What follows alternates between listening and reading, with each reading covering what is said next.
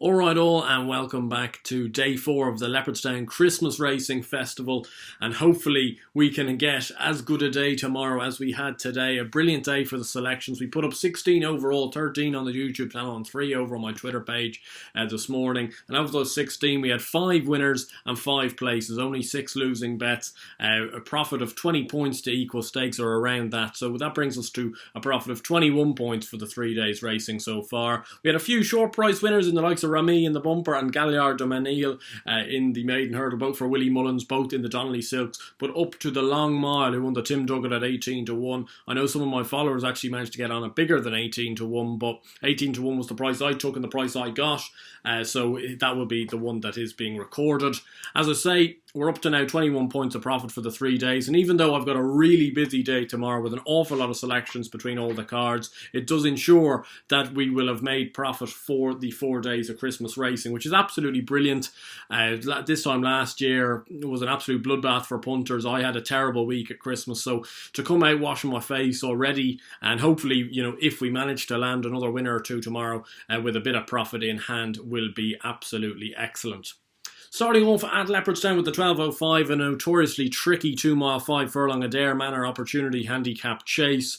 My main selection in this, I've got 2 for the race, one at a smaller price, one at a bigger price. My main selection being Tektor at 8 to 1 for Tony Martin and Liam McKenna taking the ride. This horse is off a mark of 120, which theoretically on his hurdle form has him well in. He was a decent hurdler. He took a fair while to get off the mark in a maiden hurdle, but he was coming second to horses like Discordanly, who's now running off marks in mid 130s, early 140s in the Paddy Power. This horse has registered a fair few RPOs of mid 130s over hurdles. He hasn't been quite as good over fences, but that being said, he was third on Beginner's Chase debut last year behind Cashback, only beaten 20 lengths as well, and Cashback's a great performer at that. He then fell next time out and wasn't seen for the rest of the season. He's run twice this year when 6 behind Packen's Rock and then disappointing on handicap debut Bow. But he was 100 to 30 that day, so an awful lot was expected of him. More was expected than he produced. He's in here off 120. Liam McKenna also takes £4 off. Liam McKenna rode 2 of our horses into the money today. Unexpected Depth and Difficult Decision, both for Oliver McKiernan, both placed. Hopefully this horse, this rider Liam, can get a decent spin off a Tektor. There is a concern. He made mistakes last time out on handicap Bow that, maybe he's just not going to fulfil his potential over fences that he did show over hurdles. But if it all comes together, a mark of 120 is seriously undervaluing this horse, and I see him going quite close. 5 places available with the majority of bookmakers. I think 8 to 1 is not a bad each way price. The other one I'd give you is one that I just couldn't put you off having a few quid on this mare, and it's 5aftermidnight for Philip Rothwell and James O'Sullivan at 25 to 1. She was second in this race last year on decent ground behind Best Behaviour of Oliver McKiernan's off a mark of 103. Now PJ O'Hanlon took £4 off her that day, and she's off a mark of 105 today with Jimmy O'Sullivan taking £4 off her. So James O'Sullivan had a winner today on Burlesque Queen for Liz Doyle, so he's coming into the race full of beans, full of confidence. This mare hasn't been quite the same since that run last year. She's been a bit in and out, but I'm hopefully blaming the ground for that, especially when making a few mistakes when finishing ninth in a mare's handicap chase on Royal Bond weekend at Fairyhouse, and Hatton's Grace weekend, at Fairyhouse. I think back to a bit of better ground, which he's going to get on the Leopardstown Chase course. It's yielding currently. If we have a dry night, it'll be good to yielding come the morning. And I think this mare may have a chance of squeaking into a place if she refines her best form. The 12.40 is a 2 mile 4 furlong maiden hurdle, and it does feel a little bit, I do feel a bit dubious taking on Willie Mullins in these races, considering he's been farming these maiden hurdles all week, and Statler obviously has a massive chance and is a big danger. I just didn't really like the look of his maiden hurdle run last time out. He seemed to get tapped for an awful lot of toe behind Vanillier, who came second in the graded novice hurdle down at Limerick today, so the form of that has taken a bit of a boost, but I couldn't really be having him, and instead I'm going to take a punt on the slightly more streetwise Lifetime Ambition for Jesse Harrington and Paddy Kennedy at 4 to 1. I think it's a fair enough price for this horse, who's finished twice second in maiden hurdles this year, second behind Fighter Allen when gaining considerably at the line. And Fighter Allen, I know, didn't frank that form in the grade 2 novice hurdle, but neither did Holy Macapony, and Galliard Domanil still came out and won today. So I think that's decent enough form. I think Fighter Allen's not the worst horse, and he was then second behind Clondall Secret, who ran a decent enough race considering he didn't jump well at Limerick on Stephen's Day. This horse has got plenty of experience. He won a point-to-point, and he's for the owners of Reality Check, who really could do with a change in fortune. This horse does have a race in him. I do wonder whether he's a little bit like stablemate and in the same ownership, Port Stanley from last year, and maybe he's just going to be a bit of a nearly horse until finally finding one of these races. But I'm hoping tomorrow might be the day, and 4-1 seems a fair price for me. The 115, going to keep this short and sweet, the Mare's Hurdle. I think Concertista takes all the beating in this race at even money. It wouldn't surprise me if she lines up in an Irish Champion Hurdle next time out, actually, if she even wins this really impressively. I don't see what's going to beat her in this race. Black Tears shouldn't be up to her standard. Build Me Up Buttercup's a bit of a windy finisher at the best of times, even though she's managed to put a few wins on the bounce. Couldn't really be backing her with much confidence, and the rest do seem to be exposed. Mary Frances is a great mare. I had a great day with her at Clonmel the other day when I put her up at 8-1. I think she went off 7-2 and won, but she does seem to save her best for Clonmel and couldn't be backing her away from there. So Concertista, it is a pretty ordinary selection at even money, but I do hopefully think she's going to fill the coffers tomorrow for Mullins. The 150 is the big Neville Hotels Novices Chase, a brilliant race. Monkfish at 4-9, latest exhibition 9-2, conflated 13-2. Bar those around 7-8-1. And this is going to be a really kind of quite tentative bet, considering it's a 7-runner race, only the 2 places. It's a little bit conservative, but I'm going to put up latest exhibition at 9-2 each way. Now, I know it's a fifth of the odds, so you would make a slight loss if this horse comes second, but I think it's the fair price, and I think it's probably the bet in this race, to be honest. Monkfish is 4-9, and yes, I understand it. Yes, is he the most likely the winner? Yes, is he going to probably beat latest exhibition? Yes, but he's not a 4-9 chance, I don't think.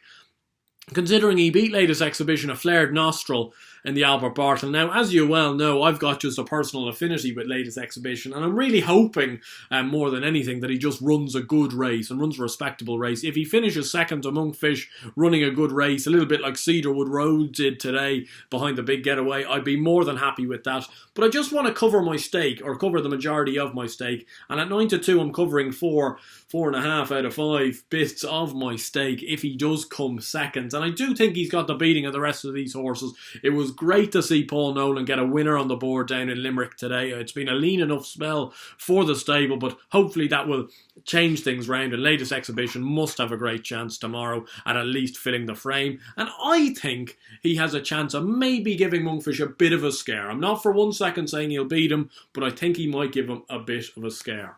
The 225 is the Matheson Hurdle, and it's a big race.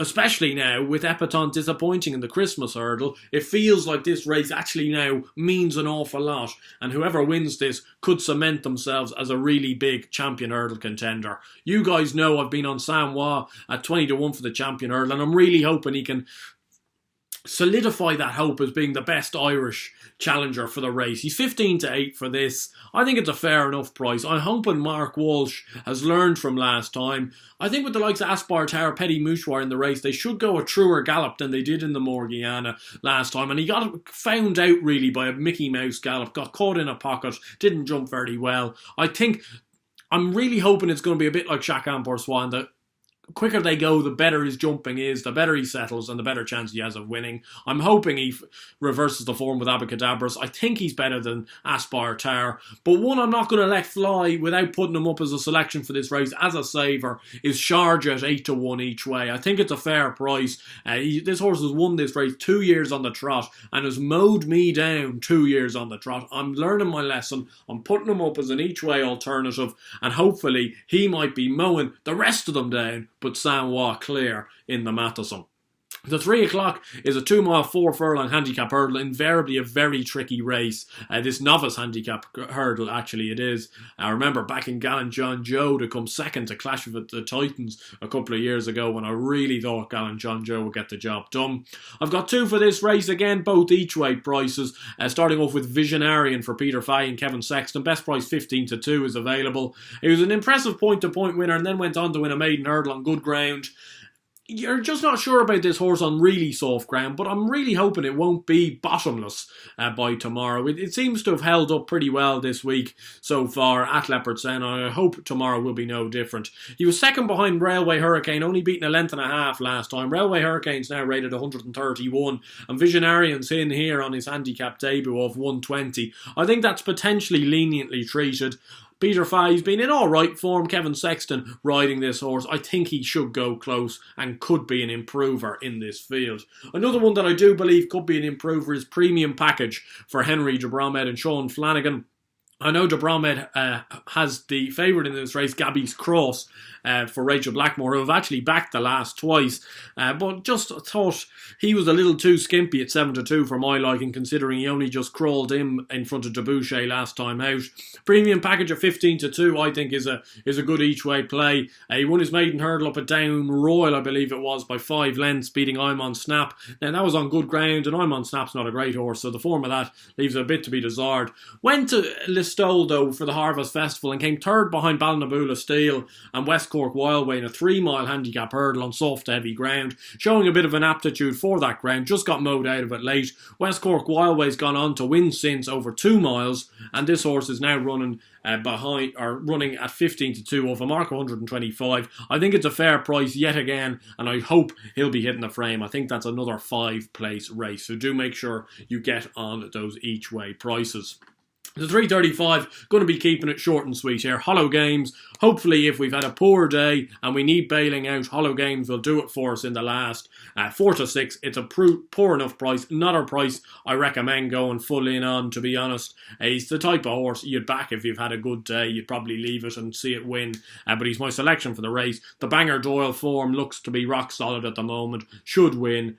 And I think he's very well regarded for Nolan Valerie Moran and Gordon Elliott, who've had 1 or 2 decent winners already this week. Moving down towards Limerick, where we had some great success today. 3 winners down in Limerick, between the maiden hurdle, the handicap hurdle with the Paul Nolan horse, and obviously the Tim Duggan with the long mile. The 11.55, a rated novice hurdle, quite sweet on no grey areas for Martin Hassett and Pa King. On board. Horse is 4-1. I think that's a fair price for this horse. He was a bumper horse that I could never really get to grips with actually last year, but he showed quite a lot of quality at times, and then he was given a few nondescript runs over hurdles, but he won at Clonmel last time out when well backed, and he finally got the job done. He was back from 13-2 into, I think, 7-2 favourite. He's 4-1 here. Same sort of, it's 2 miles on heavy ground. Limerick and Clonmel, there are differences, but, both right-handed tracks. I think there's a lot to like about him, and I'd be really surprised if he wasn't close to following up that Clonmel success. The 12.30 is a Mare's Beginner's Chase, obviously won by Benny the Jew back many moons ago. I quite like Gordon Elliott's Larquebuse in this at 11-4 against the favourite Scarlet and Dove. I think her Beginner's Chase form behind Janadil and behind Eclat de Rire is probably the best on offer here. 2.5 miles on heavy ground seems to suit her very well, and if she can scrub up her jumping that little bit more, I think she should be bang there. The 140 is the Grade 2 hurdle for 4-year-olds, and I'm going to take Galopin Des Champs in this race. I know he's the favourite, but 7-4 I think is not a bad price. His form's taken a few boosts this week. C. Ducker, who beat him last time out at Goran, came second behind the thrown-in Master McShee in the big handicap hurdle, and the third, Get My Drift, won the opener on Stephen's Day, the maiden hurdle at Leopardstown. So that's been taking nudges all week. 7-4. There's a few decent horses in there. The Nola Valerie Moran horse that was bought for big money, Grand Wa, I think obviously has a big chance. Wolf Prince has run a few nice races, has looked a little bit windy at the finishing times, and I think Galopin Des Champs takes an awful lot of beating at 7-4. And finally at Limerick, the 325, the handicap hurdle to conclude the card. I'm going to take a chance here on Glenabo Bridge at 6-1 each way. He just looks to be knocking it around in these sort of races, and it'd be really surprising if he's not banged there in the each way money yet again. Yes, he is vulnerable win-wise, but he does deserve one of these races to go his way. He's off a similar enough weight to last time, and hopefully he can run well. Moving over to the English cards, I've just got 1 at Doncaster and 3 at Newbury to finish up. The 3:30 at Doncaster, so the last race on the cards, the novice handicap chase.